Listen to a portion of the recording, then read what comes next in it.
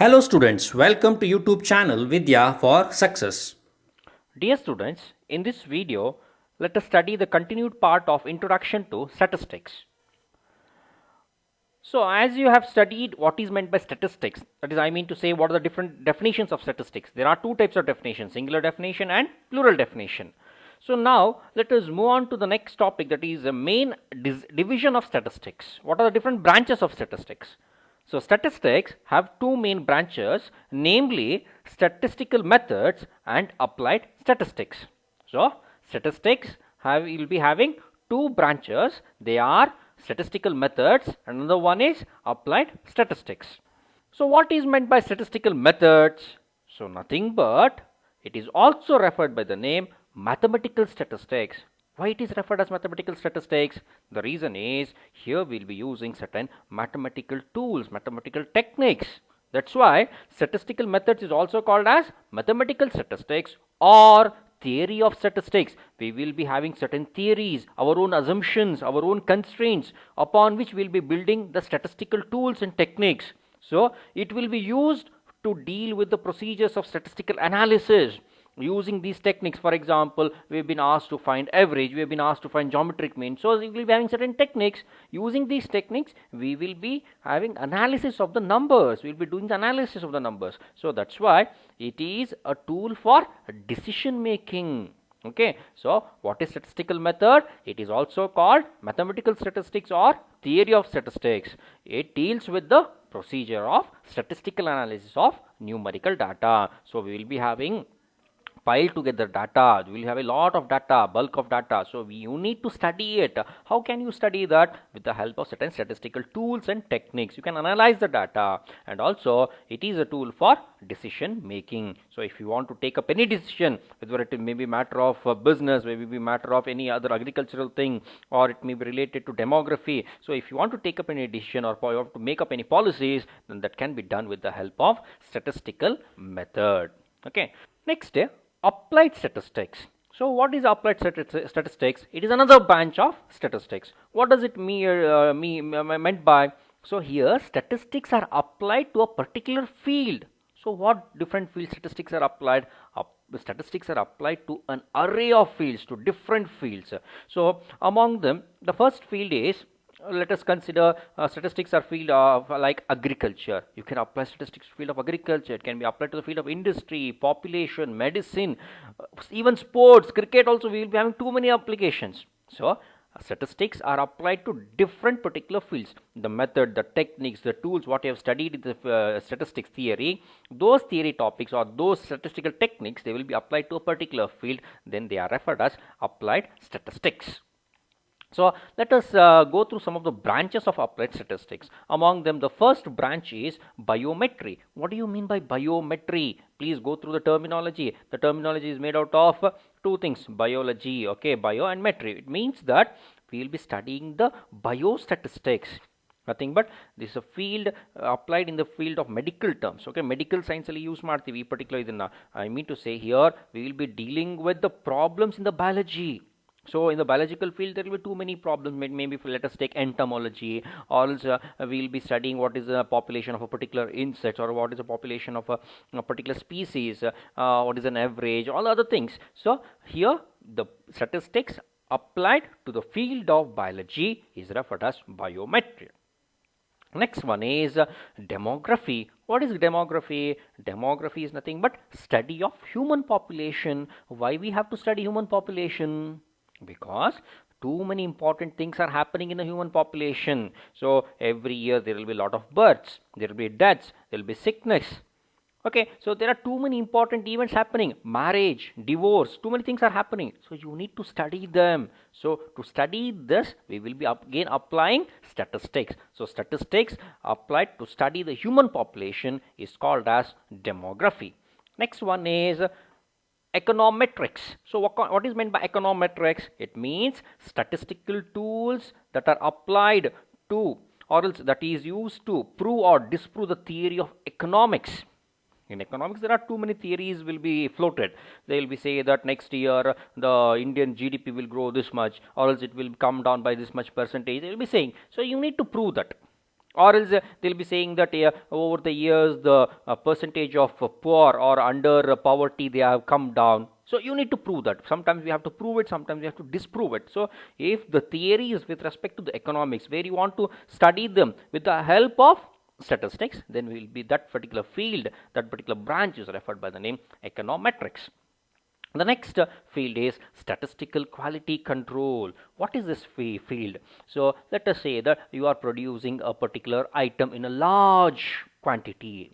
Okay, so when you are producing or else developing an item only in few pieces, one or two pieces, handmade I mean to say, then no problem, there always you will be giving importance to quality. But when a large number of products are produced, then always there is an issue of quality. Always you need to check whether the quality of a particular product or a good is under control or not. So then you will be using statistical techniques.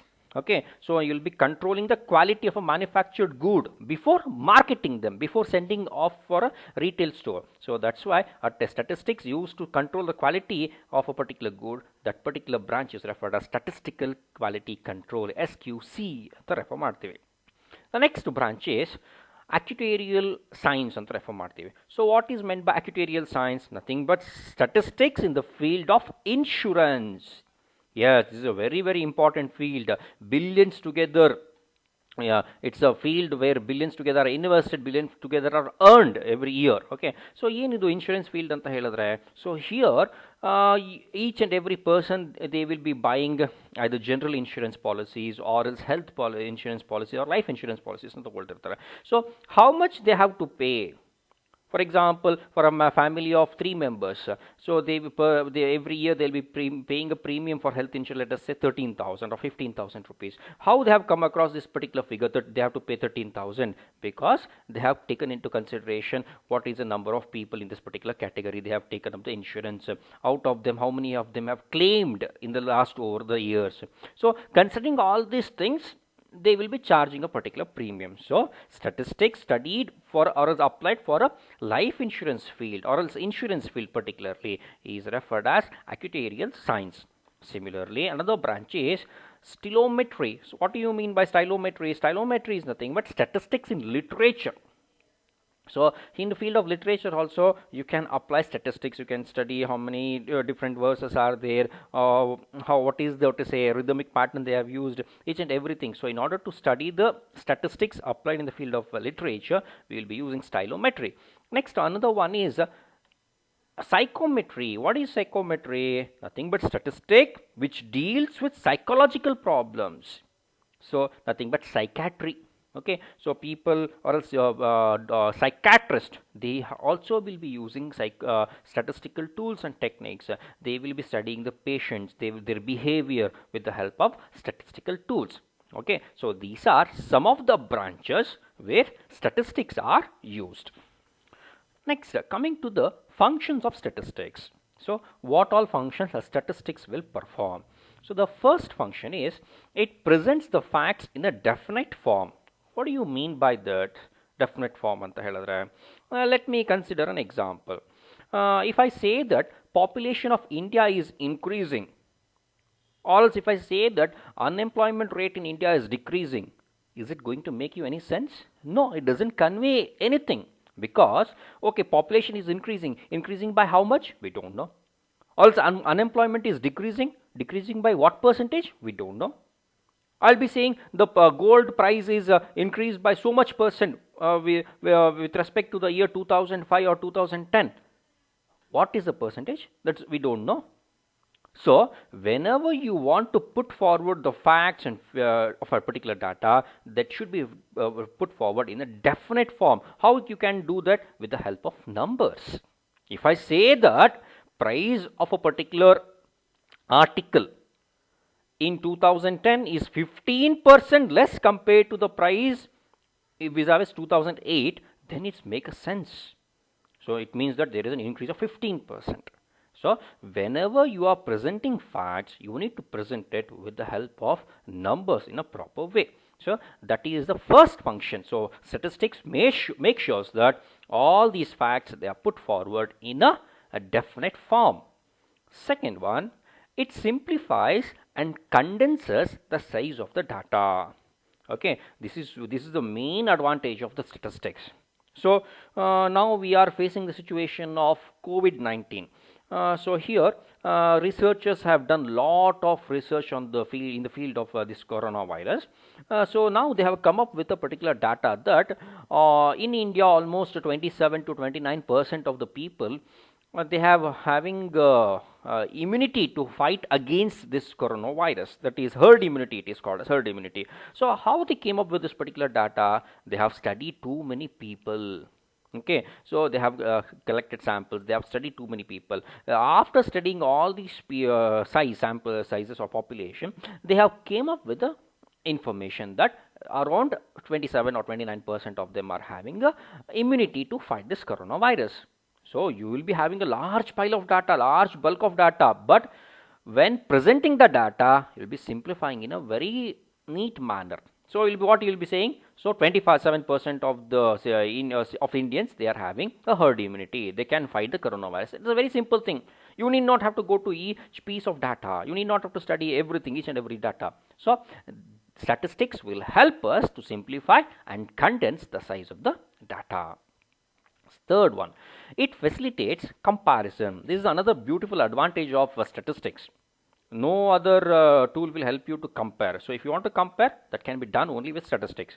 So take the techniques of averages. So you in schools or in colleges, we will be comparing the marks from one student to another student. How you can compare the marks? Maybe with the help of totals or their percentage, their average marks. You can compare them. What is the percentage? What is the improvement? What is the decrement that has been noticed? Similarly, there is another technique called as time series. Using time series, we can say what is going to happen after X years. Similarly, there is another technique called as index numbers. Index numbers will help us to compare the value of a particular article, or quantity can also be compared. Similarly, there are different measures using which we can compare two or more items. Next function is it enriches our knowledge and widens our experience. So how come? As I said, we will be having a bulk of data. On these bulk of data, you will be applying statistical tools and techniques, because of which we can simply say to a common people, common men, what's happening with the data, what actually the data is saying. We can say them. Okay, so nothing but via the statistical fields, with the application of statistics, we can enrich ourselves with all these knowledge of the data, and we can have a beautiful experience. We can say what actually a data means to us. Okay, so for example, I'll be giving you a very simple example. They will be saying that next year there will be a salary of employees will be hiked by 10%. Very simple thing. So it means how can you say 10% increase agate? Because we have studied, we have gone through all earlier data, what will be the projection for this year. We can say we can go through all these things. So because of which we are having a wide knowledge in Amatra experience there, we can put out facts in a better way. So that is another function. Similar, the next one is it helps in formulating policies. This is very important. So for the government or any authorities, in order to take care of their citizens, in order to conduct their day-to-day business in the most efficient way, they have to have a particular policies.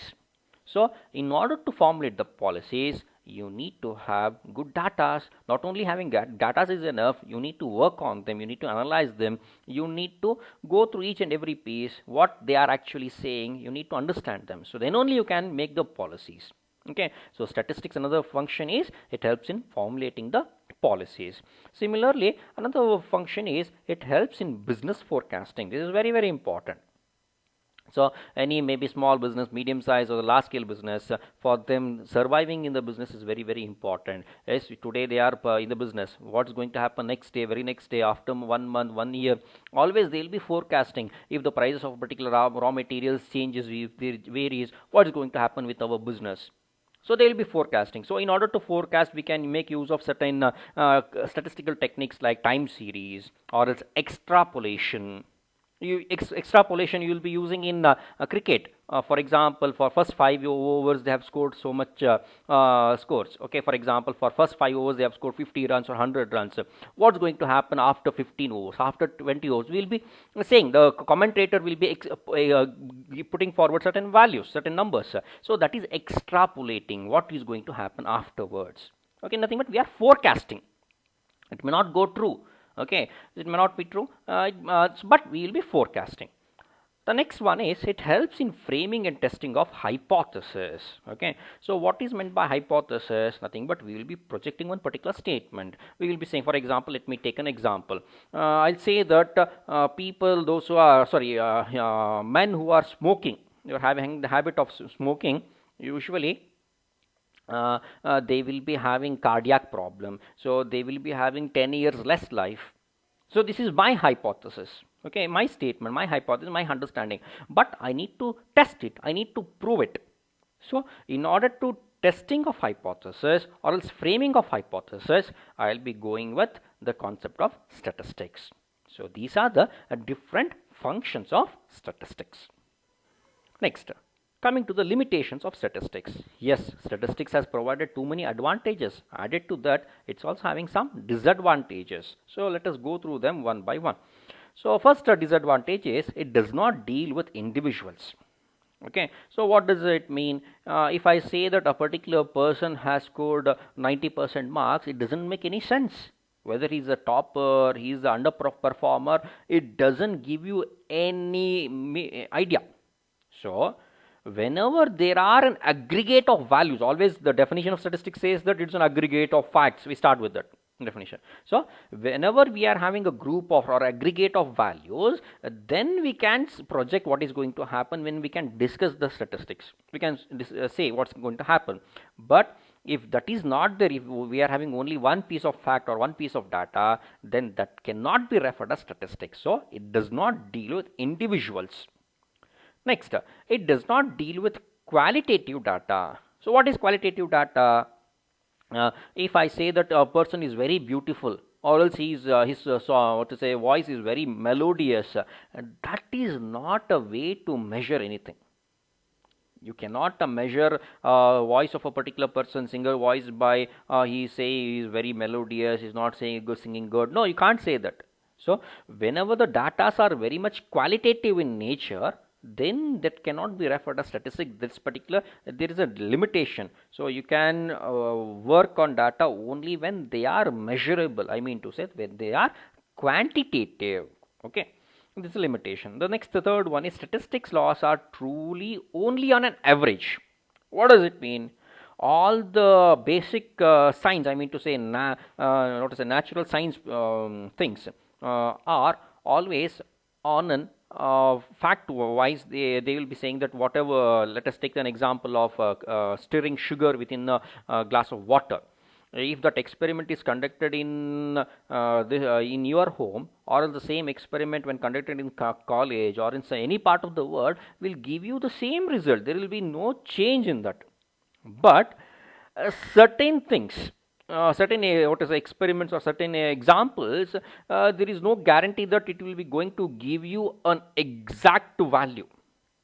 That's why natural sciences are exact in sense. But yes, statistics, it is not natural science. It is always, it is working on an average. For example, let me give an example. Consider that on an average, an accidents in a certain road is 4 per week. Per week, there are 4 accidents happening at a particular road, let us say. Then is it possible for you to say that these accidents, the 4 accidents, the first 4 accidents, they are happening on only on Monday? No, you can't say that. You cannot say exactly. On an average, in 1 week, there are 4 accidents happening, but within 1 week they are happening. You cannot say on which particular day they are happening. So these usually statistics, they always deal with average, not with exact terms. Next one is, only experts can make the best possible use of statistics. This is very, very important. because if you go through the magazines and newspaper, too many datas will be projected. Our company is doing so and so, our college is doing so and so, but only the people having the statistical ideas and knowledge, they can actually go through this piece of data material, they can understand what actually this data is speaking about.